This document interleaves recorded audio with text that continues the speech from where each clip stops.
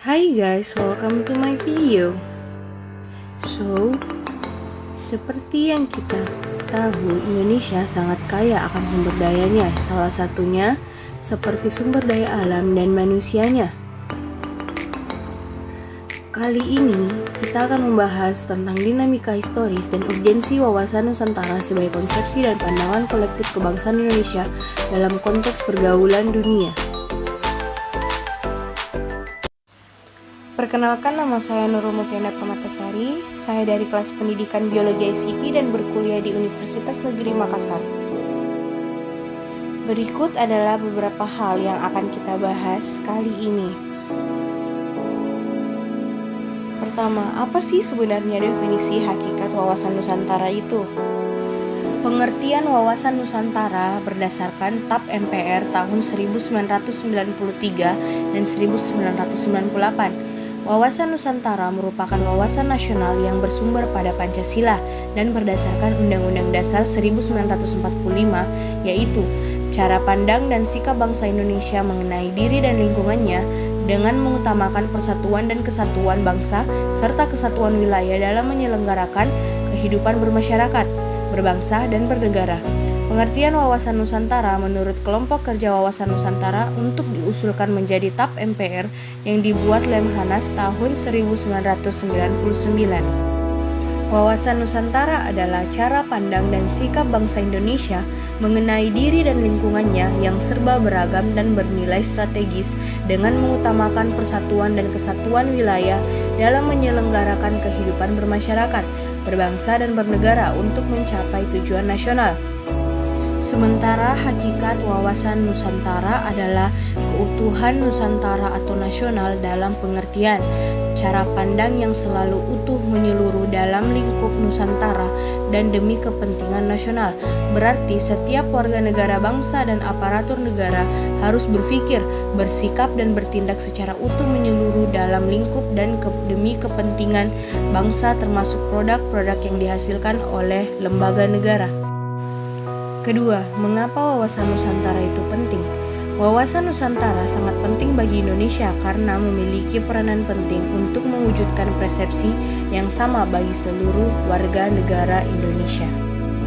Perbedaan persepsi, perbedaan pendapat, dan fraksi-fraksi antar kelompok dalam konteks sosiologis, politis, serta demokrasi dianggap hal yang wajar dan sah-sah saja selama tidak mengganggu keutuhan dan kesatuan negara kesatuan Republik Indonesia. Wawasan Nusantara yaitu penjabaran falsafah Pancasila dalam Undang-Undang Dasar 1945 dalam wadah Negara Kesatuan Republik Indonesia. Sumber-sumber yang melatar belakangi berkembangnya konsep wawasan Nusantara yang terdiri dari pertama, sumber historis, kedua, sumber politis, ketiga, sumber sosiologis. Pertama, saya akan menjelaskan tentang sumber historis. Sumber historis lahirnya konsep wawasan Nusantara bermula dari Perdana Menteri Insinyur Haji Juanda Kartawijaya yang pada tanggal 13 Desember 1957 mengeluarkan deklarasi yang selanjutnya dikenal sebagai Deklarasi Juanda. Kedua, sumber sosiologis. Lahirnya konsep wawasan Nusantara juga dilatar belakangi oleh kondisi sosiologis masyarakat Indonesia.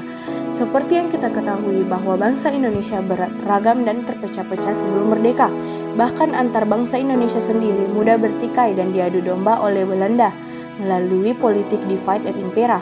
Dalam peran melawan Belanda, ada orang yang justru menjadi pengkhianat bangsa.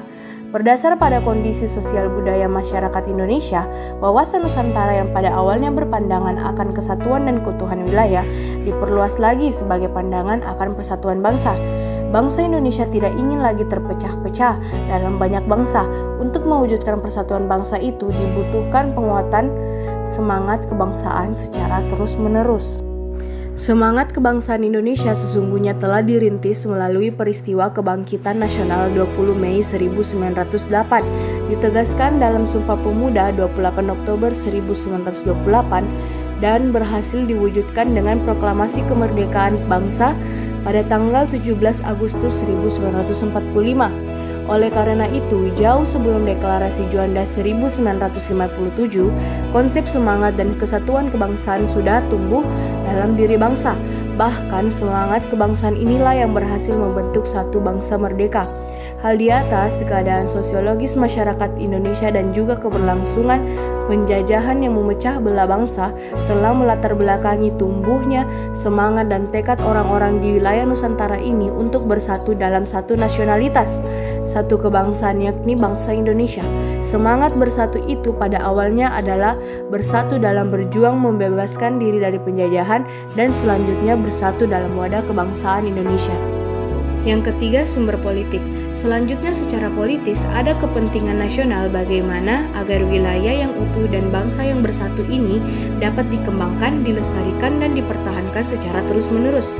Kepentingan nasional itu merupakan turunan lanjut dari cita-cita nasional, tujuan nasional maupun visi nasional.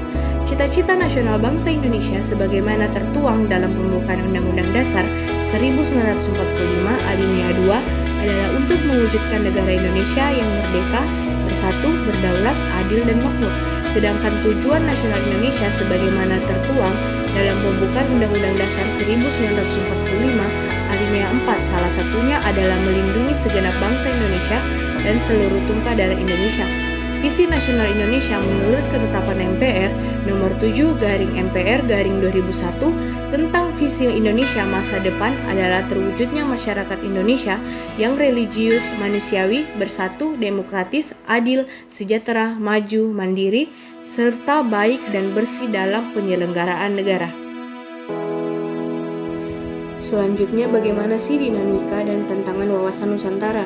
Dengan adanya konsepsi wawasan Nusantara menjadi sangat luas dan beragam isi flora dan fauna menjadi sangat luas serta penduduk yang memahami wilayah itu.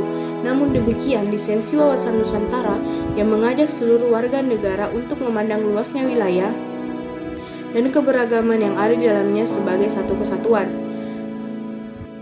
Dinamika yang berkembang itu misalnya jika pada masa lalu penguasa wilayah dilakukan dengan pendidikan militer, maka sekarang lebih ditekan pada upaya perlindungan dan pelestarian alam di wilayah tersebut. Tantangan yang berubah misalnya perubahan dari kesejahteraan kolonialisme menjadi kejahatan dunia maya.